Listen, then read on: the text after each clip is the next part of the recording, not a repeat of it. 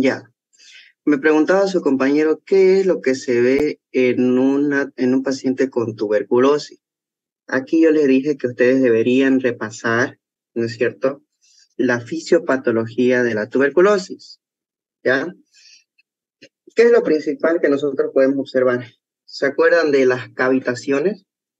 ¿No? Esto es lo principal que se da, ¿ya? Aquí tenemos algunos valores, por ejemplo, mayor o igual a 5 milímetros hablamos de cavitación y menor o igual de 4 milímetros hablamos de quistes. ¿Se acuerdan a qué, de acuerdo a los aspectos semiológicos generales, de acuerdo a su morfología, a qué clasificación pertenecen, tanto los quistes como las cavitaciones?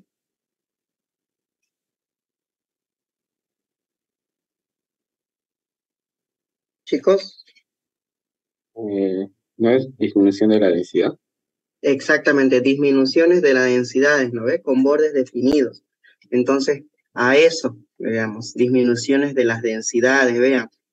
Estas cavitaciones les había mencionado que pueden tener líquido, ¿no es cierto? Entonces a eso ya se le llama creo que no se ve mi puntero. Ahora sí. Estas cavitaciones pueden tener líquido.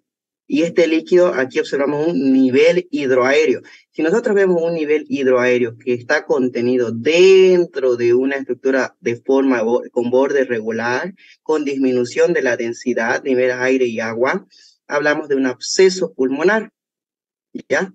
Un absceso pulmonar. Entonces, a eso hablamos. También puede verse abscesos, pueden verse cavitaciones, ¿ya? Y la causa más común de estas cavitaciones, la tuberculosis, y la primera causa en inmunodeprimidos, ¿ya? Vean, los niveles hidroaéreos son altamente sugestivos de cavitación, ¿ya? Cuando vemos un nivel hidroaéreo esa es una característica de neumonía eh, asociadas a tuberculosis, ¿ya? No se olviden eso, las cavitaciones. Ahora, ¿qué habla? También pueden presentarse, de acuerdo, y esto ya se ve más en la clínica. Por ejemplo, pacientes que cursa con una neumonía que ha sido tratado y está en proceso de resolución. Entonces les dije, después de haber esta parte de absceso, esta área queda con necrosis, ¿no es cierto? Queda con necrosis y después de una necrosis, ¿qué sirve? ¿Qué es lo que sigue? Después de haber una necrosis que ha sido tratada, ¿qué pasa con ese tejido? A ver, pasando un poco de patología.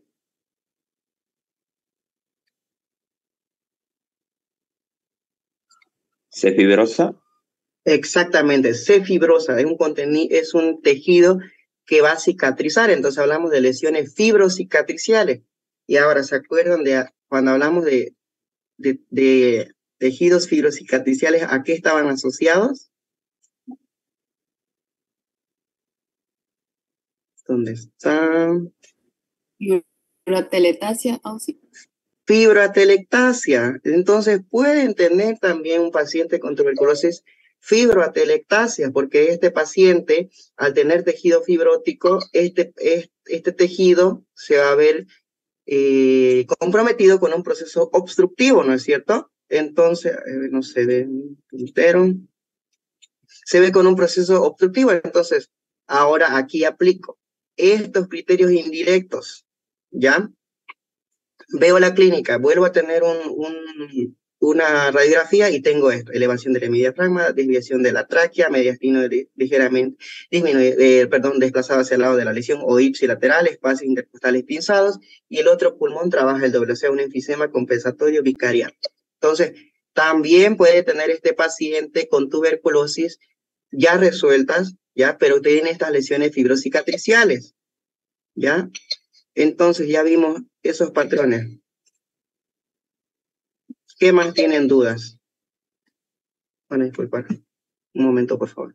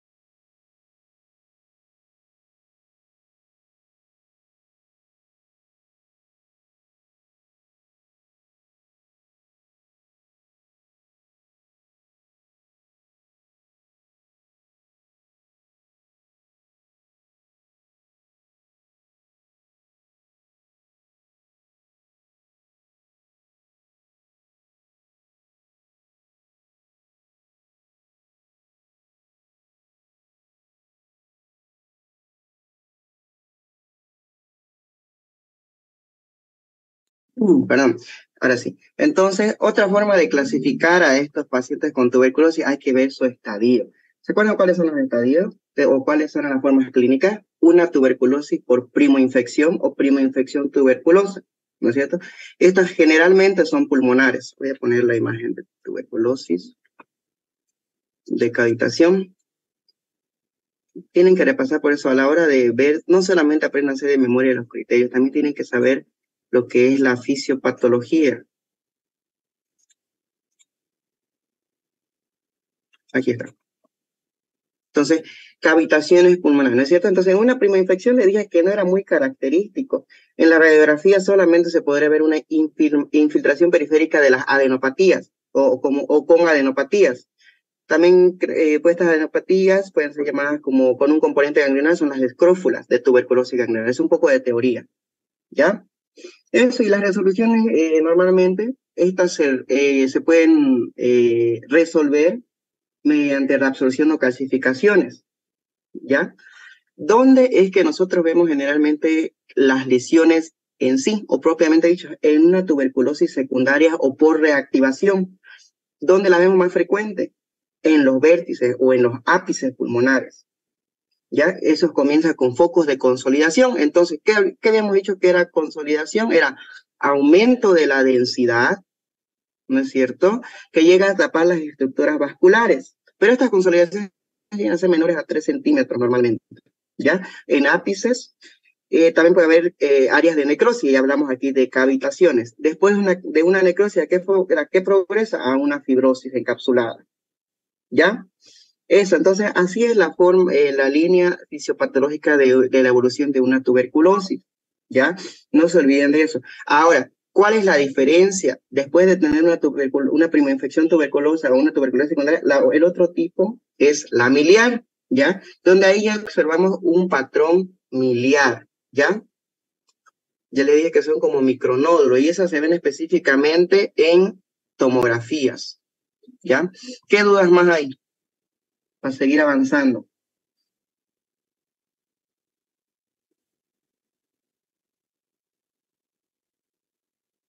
Ya, Oxy, ¿podría dar un ejemplo de cómo presentar una radiografía? Este principio. Ya, vamos a practicar como para su examen. Ya, eso hicimos la anterior vez, ¿no es cierto? Vamos a hablar un poquito. Es parecido al informe radiológico.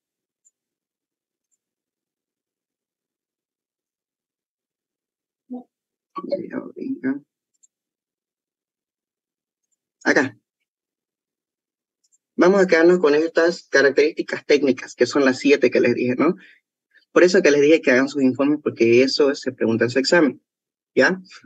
Entonces empiezan, ¿no? Le dicen, bueno, se presenta. Buenos días, doctor, mi nombre es tanto, y empiezan a la hora de la interpretación, ¿no? Empiezan, número 1, bueno, la identificación, podemos ver que este es el paciente de la cama tanto, o directamente el paciente con nombre tanto, van diciendo el nombre. Podemos observar que es una radiografía simétrica, con una buena intensidad de disparo, no se observa rotación porque los ángulos de las clavículas en relación a los cuerpos vertebrales no presentan una rotación. El momento de la respiración, y ahí proceden ustedes a contar, ¿no? Proceden a contar cuántas costillas posteriores hay, ¿no? Eso. Y ahí van contando si está en un momento de inspiración profunda, un momento de inspiración o en expiración. Luego pueden decir la proyección. Bueno, se puede ver que es una proyección de tipo PA, las escápulas por afuera y las clavículas en verde. Y la posición del paciente, esta es opcional, no se menciona, pero pueden decir, si ven, se logra visualizar la burbuja gástrica, lo que nos dice que en esta radiografía PA el paciente estaba en bipedestación. Listo, con eso empiezan con las características técnicas. Porque sin eso, ustedes no pueden realizar un informe de radiología o no pueden realizar una adecuada interpretación si no está bien tomada la radiografía. ¿Ya? Luego, ¿qué sigue? En el momento de la respiración, por si acaso, chicos, tienen que saber contar las costillas anteriores y las costillas posteriores. ¿Ya? ¿Qué habíamos dicho? Cuando se visualizan 10 costillas por encima del diafragma, las que atraviesan el diafragma ya no cuentan, por encima del diafragma, es un buen momento de inspiración excelente. Si visualizo de 8 a 9, inspiración suficiente. ¿Ya? Eso. ¿Qué más? Aquí están las proyecciones. Y la proyección antero-posterior, que eso lo vamos a ver en cardiología. Las escápulas van a estar por adentro, ¿ya? Va a haber ausencia de la burbuja gástrica y la silueta cardíaca se ve magnificada, o sea, se ve más grande, ¿ya? Y las clavículas están horizontalizadas. Vean la posición del paciente, aquí vemos la burbuja gástrica.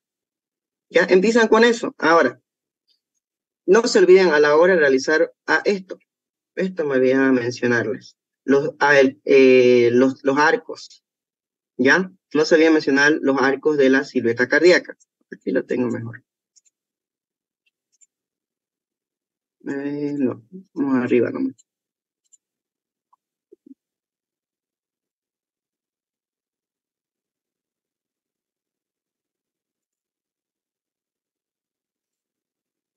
¿Dónde lo tengo? Ya, veamos. El botón aórtico, ¿ya? El botón aórtico, la arteria pulmonar y el ventrículo izquierdo. Esos tres tienen que saber localizar. Aquí está, vean, aurícula izquierda, el ventrículo izquierdo es el que se ve, el botón aórtico está arriba y la arteria pulmonar debajo, ¿ya? Esos son los arcos, ¿ya? Y hacia ese costado se ve lo que es la aurícula derecha.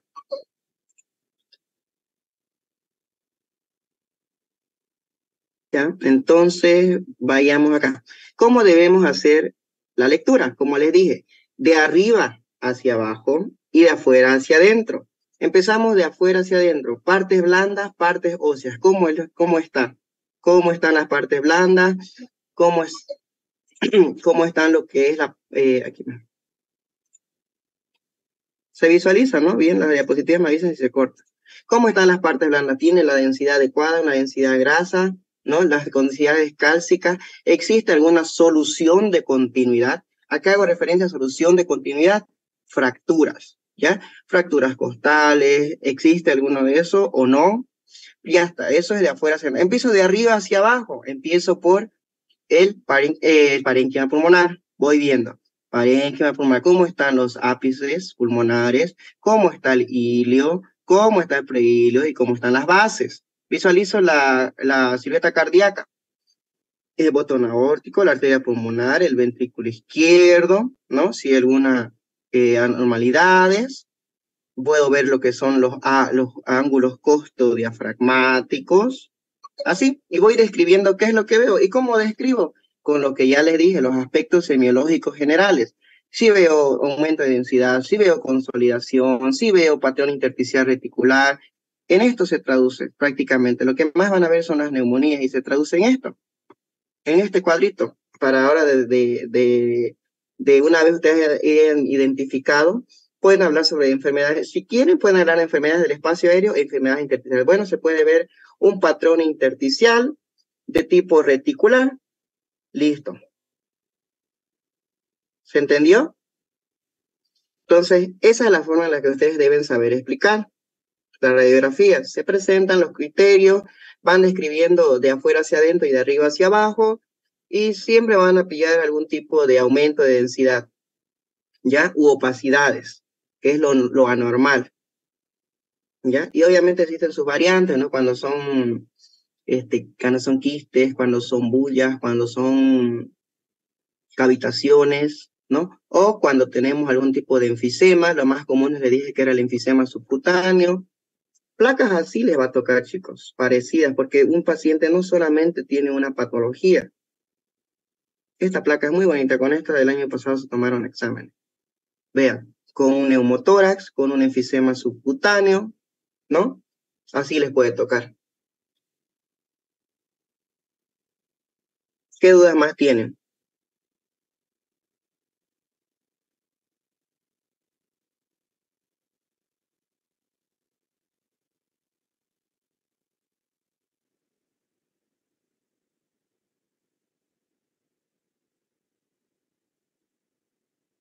Chicos, Sí, en un neumotórax también va a haber pulmón bicariante, ¿no ve? depende, es lo normal ya que uno está colapsado y el otro tiene que trabajar supuestamente, ¿no es cierto? Pero si la afectación del pulmón es progresiva, por eso es que la línea del neumotórax va a definir qué tanto está afectado el pulmón, porque este todavía se está expandiendo, pero no completamente. Entonces hay parte funcional, a comparación en una telectasia cuando es un hemitórax completamente opacificado, ¿ya? O cuando hay mayor compromiso con patrones cicatriciales, en el hemitórax opuesto o sano, existe el enfisema compensatorio o el hemitórax vicariante. Es de acuerdo a la progresión en un neumotórax, de acuerdo a esta línea, la línea del neumotórax. ¿Cuándo decimos que va a tener una hiperinsuflación en el lado opuesto? Cuando el pulmón va a estar en muñón, cuando el pulmón va a estar como un puño sobre el hilio. Ahí ya el otro pulmón tiene necesariamente que trabajar y el paciente obviamente va a estar desaturando demasiado y va a necesitar un drenaje de emergencia o colocación de un tubo de drenaje. Listo, sí, gracias. Ya. Derrame, no se olviden, este es muy clásico, preguntar, ¿ya? Los criterios de Lyme, esto es la básica. Ustedes deberían saber esto, saber identificar entre derrame, ya le dije, derrame hacia el lado contralateral y atelectasia hacia el lado ipsilateral, es las desviaciones mediastínicas y de la tráquea. ¿Qué más, chicos? Abscesos, nivel hidroaéreo, igual no se olviden, nivel hidroaéreo.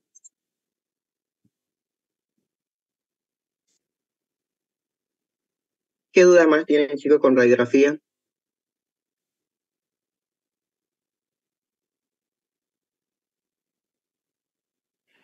Sí, una pregunta. ¿Cómo se podemos caracterizar o identificar un broncograma? Un broncograma aéreo, muy bien. Primero, me voy a clasificarlas. Ahorita. Aquí. Tengo que clasificarlas de estas dos. Enfermedades del espacio aéreo o enfermedades intersticiales. Me voy a enfermedades del espacio aéreo. Estas enfermedades sé que tienen broncogramas aéreos. Aquí están. Enfermedades por afectación del espacio aéreo. Entonces, ¿qué es lo que voy a ver si es que hay broncograma aéreo? Definir primero que tiene forma, las densidades van a tener de bordes algodonosos en forma de nube, son confluentes. Ahora, ¿cómo visualizo yo un broncograma aéreo? Creo que lo tengo acá, aquí. Vean esto.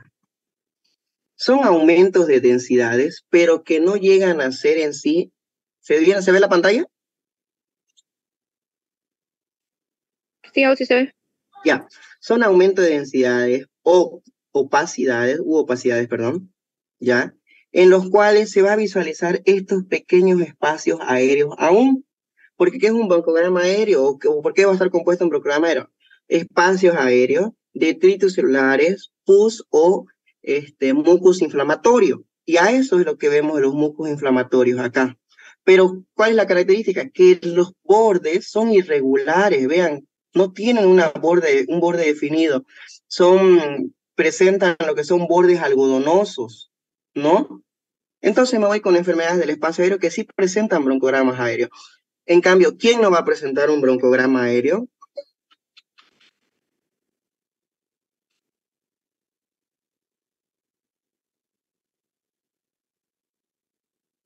Aquí. Creo que había otro mejor. No.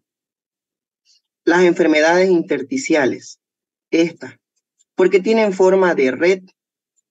¿Ya? Si ustedes ven que tiene forma de red, ¿ya? Automáticamente hablan de enfermedades intersticiales asociadas a patrones reticulares. A diferencia de que en una enfermedad del espacio aéreo los bordes son algodonosos y son confluentes, ¿ya? Ahora, aquí yo veo más aumentos de densidades y pocos espacios aéreos, ¿no es cierto? O pocas densidades de aire. Entonces, a diferencia de que en un broncograma aéreo, vean cómo están bien definidas lo que son las partes con densidad aire. Y también pueden asociarlo mucho a lo que es, ahí está, pueden asociarlo mucho a lo que es enfermedades del espacio aéreo. De esa manera tengo que saber clasificarlas, ¿ya? Por ejemplo, vean, caso clínico, el mismo por el caso que les había leído. Caso clínico, paciente de 33 años, sexo masculino, que presenta un cuadro de neumonía neumocócica. La afectación tiene una densidad homogénea, excepto por la presencia de broncogramos aéreos. ¿Qué quiere decir homogénea? Que toda esta parte de acá presenta una densidad y no tienen partes en las que hay densidad aire, ¿no? ¿No es cierto? Entonces, pero si yo me voy hacia el ápice pulmonar izquierdo, veo que sí existen, ¿no? Y eso en el informe radiológico nos dice que hay broncogramas aéreos, o en el caso clínico, perdón, nos informa que hay broncogramas aéreos. Sus márgenes externos mal definidos, una característica más de un broncograma aéreo, y de bordes algodonosos. ¿Listo? Broncograma aéreo.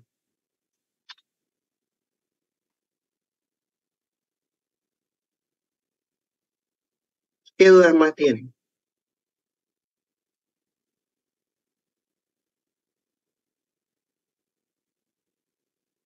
Dígame.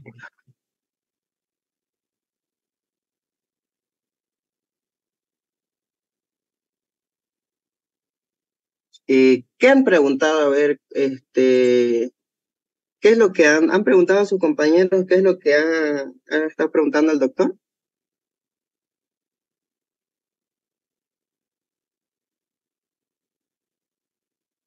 Escucha.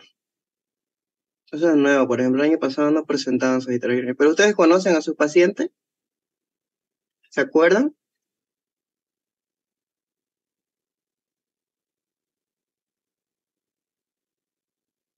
Tienen los PDF supuestamente, ¿no? Que se pasan entre ustedes. De ahí repasen, pues. Repasen y sí, lo que tienen que hacer es la presentación. Ahorita les muestro un ejemplo, que con ustedes no pasé esa clase. Ahorita las indicaciones.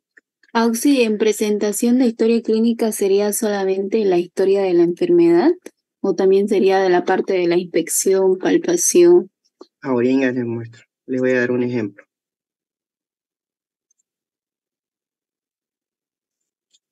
La presentación clínica de un paciente, ya, abarca mucho. Con ustedes, su auxiliar anterior o sus auxiliares les enseñaron SOAP. ¿Qué es SOAP?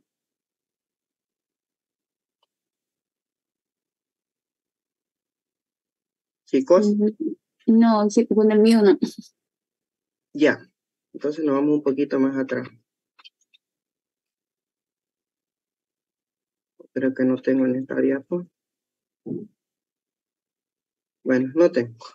SOAP es lo que ustedes han visto en el expediente clínico, es la evolución del paciente. El paciente ingresa, ¿no es cierto? Tiene su nota de ingreso en el expediente. Tiene su nota de ingreso o su nota de referencia de otro centro hospitalario. ¿Ya? Me voy con eso. Ahora, posterior a eso, ustedes hacen la historia clínica al paciente. ¿Y qué es lo que interesa de la evolución clínica al paciente? La enfermedad actual. ¿Ya? Hacen una descripción exhaustiva.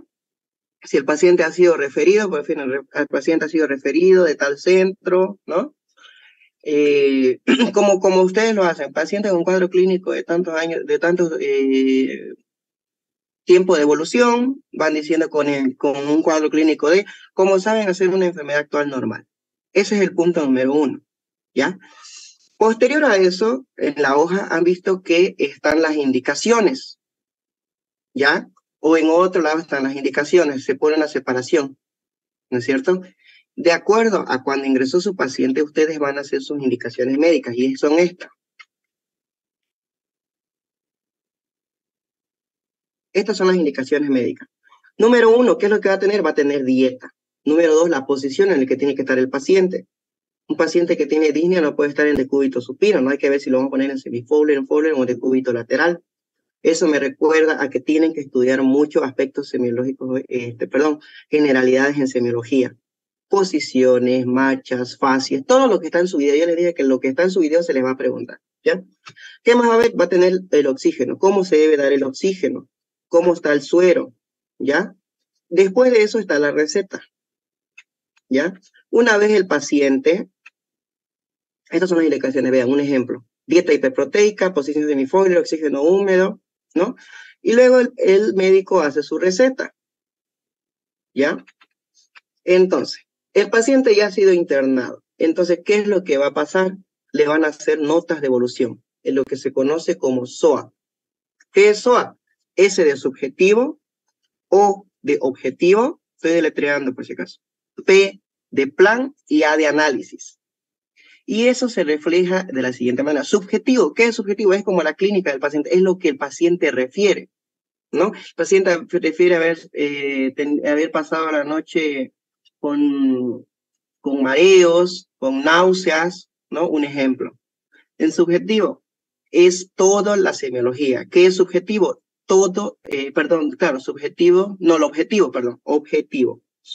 Lo objetivo son los signos vitales, ¿ya? Son las maniobras semiológicas que ustedes con las que han comprobado. Por ejemplo, si tienen un paciente que dice que en subjetivo ha tenido disnea, falta de aliento, ¿no es cierto?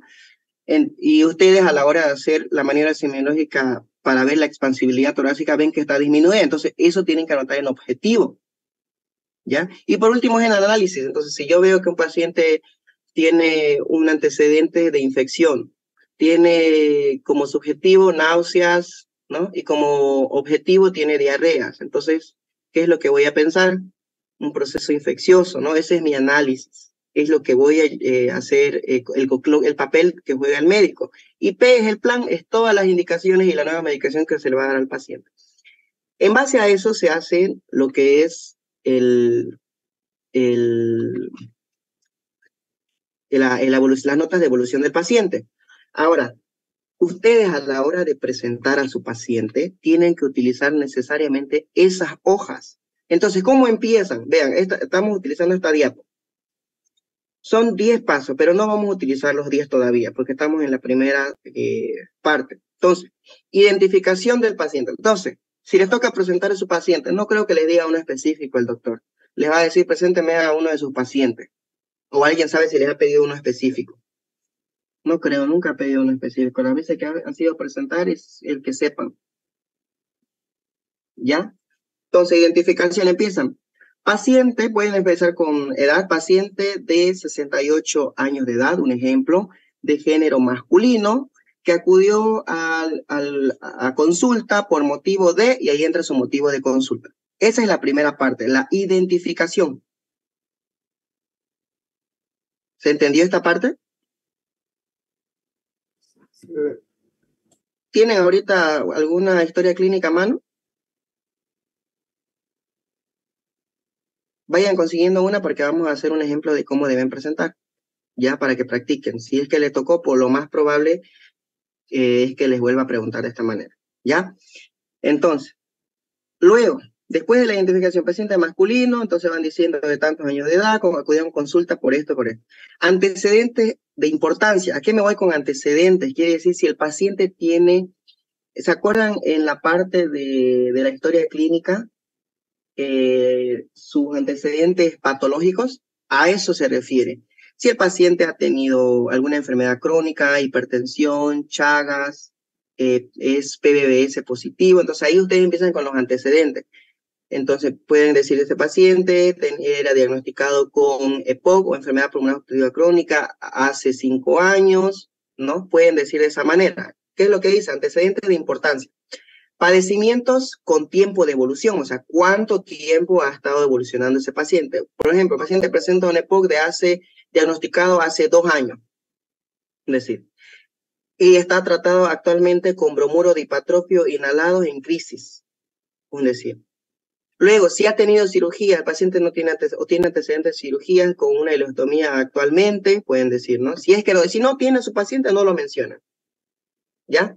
Y obviamente si ha tenido complicaciones o hospitalizaciones previas, si es de referencia. Ahora ustedes se van a lo que es el padecimiento actual. De acuerdo al motivo de consulta, van ustedes mencionando. Actualmente el paciente cursa con una disnea, ¿no? Que fue el motivo de ingreso, y van describiendo otros síntomas, que ha estado evolucionando, que le ha estado dificultando el sueño, no ha estado conciliando y refiere tener un malestar general, ¿no? A eso se refiere en padecimiento actual. Ahora, en exploración física es su objetivo. ¿Cómo están sus signos vitales? Eso sí no creo que les pregunte, ya, cómo están sus signos vitales, porque eso ya tendrían que ustedes ver su historia clínica. Pero ¿qué es lo que pueden describir de su paciente? Si su paciente era un paciente con tuberculosis, a veces se escuchaba crépitos, ¿no? Pueden decir eso. ¿Ya? Eso, en la exploración física. Luego, el doctor puede decir, a ver, interpréteme uno de sus laboratorios. Y aquí es donde hoy día vamos a hablar sobre hemograma, su química sanguínea, gasometría y la radiografía. Importante acá. ¿Ya? Interpretación de estudios de imágenes. Bueno, es parte de esto. Esto ya no entra, discusión tampoco entra, impresión diagnóstica es parte de lo que es su laboratorio, es lo que han hecho en su expediente, y el plan ustedes todavía no lo hacen. ¿Tienen alguna duda? Ahora, me voy a un ejemplo. Vean, este es un ejemplo. Dice, pueden empezar. Se trata de un paciente masculino de 28 años de edad con sobrepeso, hipercolesterolemia, estoy hablando de su padecimiento, hipercolesterolemia sin tratamiento, no tiene, hablo de los antecedentes, no tiene antecedentes de enfermedades crónicas degenerativas ni toxicomanía. Ahora voy a lo que es el punto número 3. ¿Se acuerdan de estos padecimientos actuales? Acude al servicio de urgencia por presentar dolor en el epigastro e hipocondrio derecho con irradiación ipsilateral de la región interescapular. Presenta vómitos y náuseas que se exacerban con la alimentación y a la infección puede notarse escleras y mucosas histéricas. A la palpación se observa dolor en epigastro, hipocondrio derecho y signo de Bloomberg positivo, sin datos de irritación peritoneal. Ahí voy a la última parte de los laboratorios, perdón, a la parte de los laboratorios. Los laboratorios indican hiperbilirrubinemia a expensas de la bilirrubina directa y por ultrasonografía, estos son los imagenológicos, y por ultrasonografía se ha confirmado la presencia de un lito de dimensiones de 10 milímetros por 15 milímetros, así como engrosamiento de la pared de la vesícula de 4 milímetros. Plan de tratamiento, esto ustedes no lo hacen, ¿ya? Eso, esa es la forma de presentar a un paciente o como ustedes deberían hacer. Entonces empiezan con el nombre y sexo de su paciente. Van diciendo su padecimiento, van diciendo el motivo por el cual ha sido internado, los antecedentes, si tiene antecedentes, el padecimiento actual y van mencionando las maniobras por las cuales han ustedes diagnosticado eso, la exploración física. ¿Ya? Hasta aquí yo creo que es suficiente una parte de su examen. ¿Se entiende esta parte? ¿Hay alguna duda con la presentación del paciente? Con este ejemplo es claro. Y esto, por si acaso, es lo que ustedes como internos van a hacer todos los días que hagan visita. Y lo han visto ustedes en el hospital. Viene el paciente y empieza presentando al doctor. No le presenta al doctor. Y ahí es donde nosotros aprovechamos para aprender cuáles fueron sus errores, cuáles fueron sus aciertos. De la misma manera se realiza la presentación del paciente. ¿Hay alguna duda? Chicos.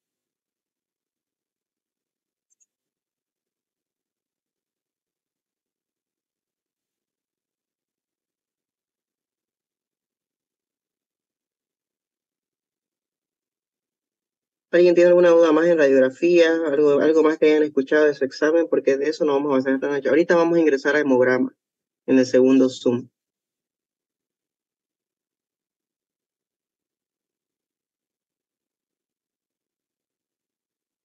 Chicos. Después de la reunión nos puede pasar la diapositiva, por favor. Ya les voy a pasar las imágenes, no se preocupen. Gracias. Chicos, ¿qué más? Radiografía, algo que hayan escuchado de su examen, así les explico. Sí, supuestamente dijeron que estaban haciendo, el doctor estaba haciendo que hagamos las respiraciones. O sea, que las realizan. Ya, eso entra en la parte de su video, eso ustedes lo deben manejar, ¿no? ¿Cómo Y es? también otra cosa, sí, se refiere al ruido o a los movimientos. Y también otra cosa que dijo era 8, les pidió 8 agentes, o diré 8 causas etiológicas de disnea, 8 causas etiológicas de hemoptisis, así 8. No sé, eso fue lo que escuché. Ya. Por ejemplo, de disnea, 8 causas de disnea, una infección de tipo con neumonía, ¿no? Una. ¿Qué más puede ser? Obstrucción por cuerpo extraño, una forma de disnea, tiene dificultad para respirar. Puede ser otra, malformaciones, ¿no? Malformaciones congénitas, desviaciones de tabique, algo así. Eso está en aspectos, eso está en semiología en la parte de aspectos generales, es parte de su video. Causa, por ejemplo, ¿qué dijo? Hemoptisis, ¿no? La más característica, infección por el Mycobacterium tuberculosis, una. ¿Qué más puede haber? Neoplasia, procesos neoplásicos dan hemoptisis. Eso está en